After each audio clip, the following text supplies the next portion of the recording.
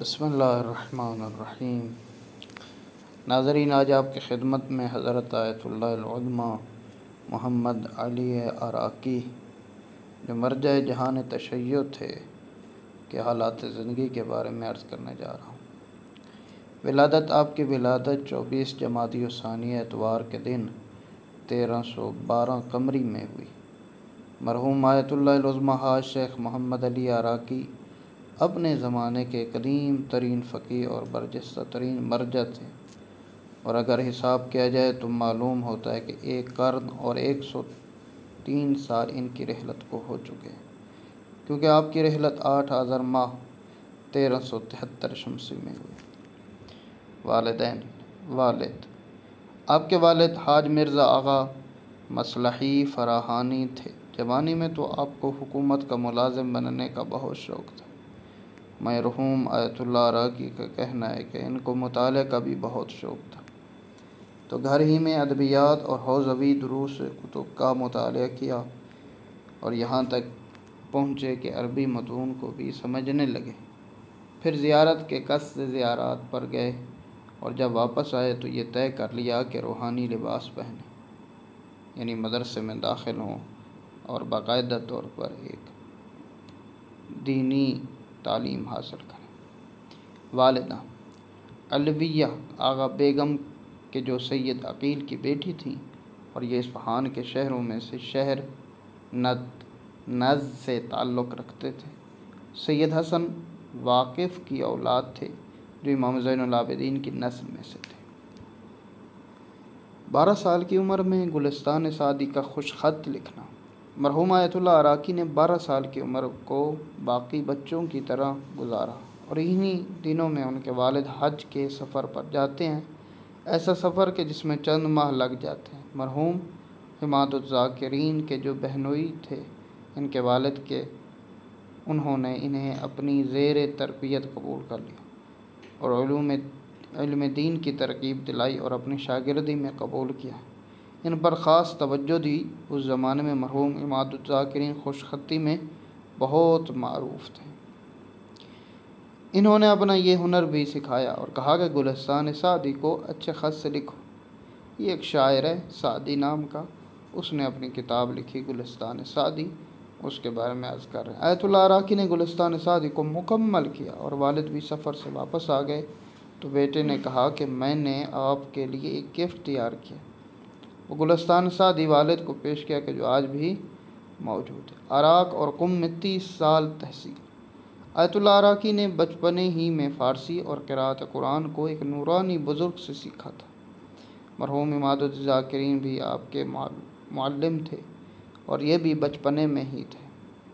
تقریباً 30 سال کے معلم تھے اور یہ بھی بچپنے میں ہی تھے، اور اسی طرح 30 سال کے سن میں 2 مقطع علمی کو طے کیا، اور پھر 1340 میں قم ہجرت کرتے ہیں، اور 1355 میں آیت اللہ العظمیٰ حائری کی رحلت ہو جاتی، اور آپ آیت اللہ العظمیٰ حائری کی خدمت میں تقریباً 15 سال رہے۔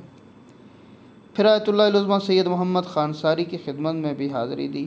یہ درس سے استاد شاگرد کا نہیں تھا، بلکہ احتراماً شرکت کرتے تھے، کیونکہ مرحوم آیت اللہ عراقی اور مرحوم آیت اللہ خانصاری ہم مباحث تھے، اور یہی وجہ ہے کہ عروۃ الوثقیٰ کا حاشیہ بھی مل کر لکھا اور رسالہ امریہ بھی ایک ساتھ لکھا۔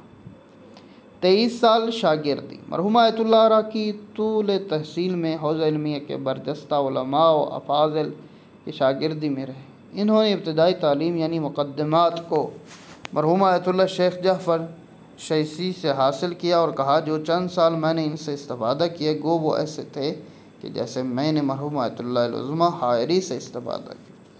مرحوم آیت اللہ عراقی نے کچھ سال مرحوم آیت شیخ عباس ادریس آبادی سے بھی استفادہ کیا۔ اس تعلیم کو مکمل کرنے کے بعد درس خارج کے لیے آیت اللہ شیخ محمد سلطان العلماء کے درس میں شرکت کی، ان کے دروس کو لکھا، اور اسی طرح مرحوم حاج آغا نور الدین عراقی سے بھی استفادہ کیا۔ اس کے بعد آیت اللہ العظمیٰ حاج شیخ عبد الکریم حائری یزدی 1332 میں عراق تشریف لے گئے، اور آپ ان کے پہلے شاگرد تھے۔ آیت اللہ شیخ عباس ادریس آبادی، آیت اللہ حاج شیخ محمد سلطان العلماء، آیت اللہ حاج آغا نور الدین عراقی، یہ لوگ آپ کے حوزوی دروس کے اساتید تھے۔ امامہ گزاری۔ مرحوم آیت اللہ الہ عراقی سے ویسے تو سب اساتذہ محبت کرتے تھے، لیکن مرحوم آیت اللہ العظمہ حاج شیخ عبد الکریم حائری کو آپ سے کچھ ارادت تھی، اور آپ نے بھی ان کے پاس 8 سال دروس پڑھے، اور اس طرح جب قم کے بزرگان نے مرحوم آیت اللہ حائری کو دعوت دی تو آپ بھی ان کے ساتھ قم تشریف لے گئے، اور پھر 23 سال قم المقدس میں استاد کے ساتھ رہے۔ استاد شاگرد میں کوئی ایسی ارادت تھی کہ امامہ بھی انہی سے رکھوایا، اور لباس روحانیت استاد محترم حاج شیخ عبد الکریم حائری کے ہاتھوں انجام ہے۔ اسی طرح جب شادی کا ارادہ کیا تو بھی استاد کی مدد سے انجام ہے۔ تدریس، وہ سال کے جن آیت اللہ خانساری کا درس خارج جاری تھا تو ان سالوں میں آپ نے درس خارج شروع نہیں کیا، لیکن جب آیت اللہ خانساری کی رحلت ہوتی ہے تو ان کے بعد آپ سے کہا گیا تو آپ نے درس خارج دینا شروع کر دیا۔ آیت اللہ خانساری کی رحلت کے بعد 1331 قمری میں شاگردوں کے کہے پر آپ نے آغا خانساری کے دروس کو بھی آگے بڑھایا، اور یہ دروس 40 سال تک جاری رہے۔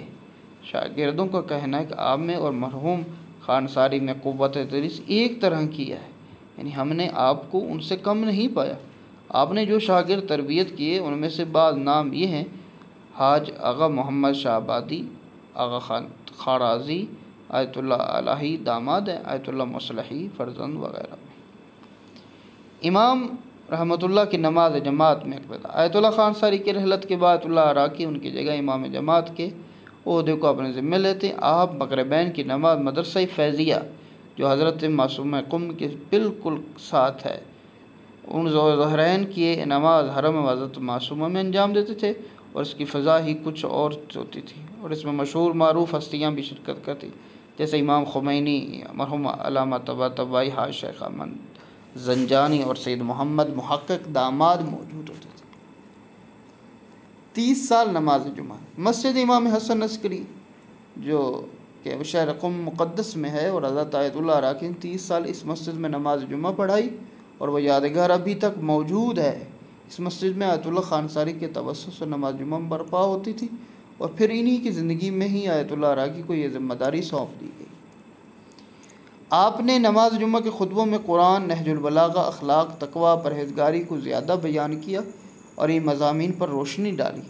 آیت اللہ خانساری کی رحلت کے بعد علمی اور حوزوی تمام مسئولیت انہیں دے دیا گئی، جس میں نماز جمعہ اور نماز جماعت بھی شامل تھے، اور جیسے ہی آیت اللہ العظمہ بروجردی کا انتقال ہوتا ہے تو اس وقت بھی مرجعیت آقائے عراقی مطرح ہوتی، لوگ اپنے مسائل کے لیے ان کے پاس آتے تھے، اور جب وقت آتا ہے امام خمینی کی رحلت کا تو ایک گروپ کی شکل میں علماء آتے ہیں اور کہتے ہیں انہیں بھی مرحوم آیت اللہ العظمہ گل پیگانی اور آیت اللہ خوئی کی طرح مطرح کیا جائے، اور 7 سال آپ کو جہان تشمی ایک عظیم مرجع کا عنوان دیا گیا۔